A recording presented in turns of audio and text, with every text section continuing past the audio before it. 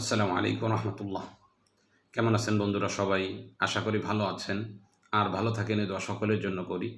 আজকে একটি গুরুত্বপূর্ণ বিষয় নিয়ে আপনাদের সাথে আলোচনা করতে যাচ্ছি, যেই বিষয়টি সকলের জন্যই ফায়দাজনক হবে বলে আমি আল্লাহ তাআলার কাছে আশাবাদী। বিষয়টি আলোচনার পূর্বেই একটি সুসংবাদ হলো, 15 জুলাই থেকে শুরু হতে যাচ্ছে আমাদের রুকিয়া ও তদবির শিক্ষা কোর্স। যে সমস্ত বন্ধুরা ভর্তি হতে আগ্রহী, ডিসপ্লেতে দেওয়া নাম্বারে যোগাযোগ করে ভর্তি হয়ে যাবেন ইনশাআল্লাহ।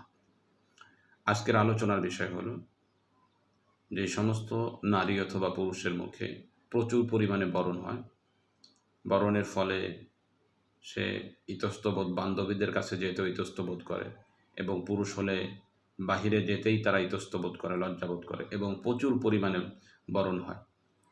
এই ব্রণের কারণে সে বিভিন্ন জিনিস দেখা যায় ব্যবহার করতেছে কিন্তু ফায়দা পাচ্ছে না।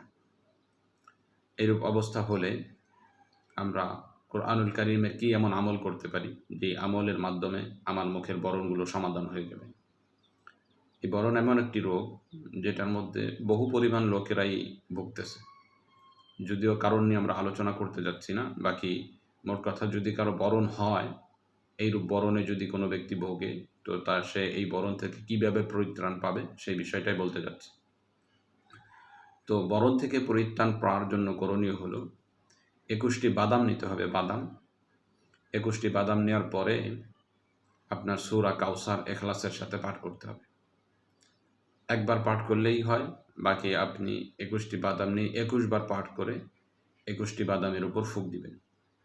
ফুঁক দেওয়ার পরে এই বাদামটি একেবারে পিষে ফেলবেন, পিষে একেবারে পাউডারের মতো বানিয়ে ফেলবেন। অতঃপর এইটা যে স্থানে আপনার ব্রণগুলো হয়েছে, ওই স্থানগুলোতে আপনি এটা ব্যবহার করবেন। কিছু সময় রেখে, মুখে রেখে, ধরেন আধা ঘন্টার মতো রেখে, অতঃপর আপনার মুখ ধৌত করে ফেলবেন।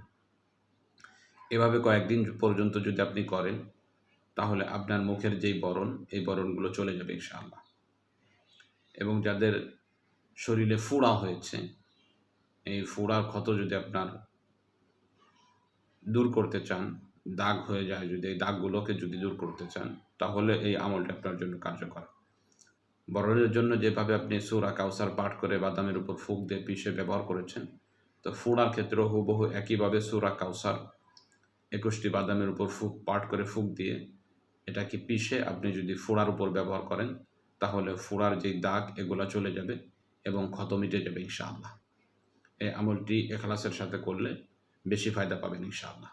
তো আজকে এ পর্যন্তই, দেখা হবে অন্য কোনো দিন অন্য কোনো বিষয় নিয়ে। আসসালামু আলাইকুম ওয়া রাহমাতুল্লাহ।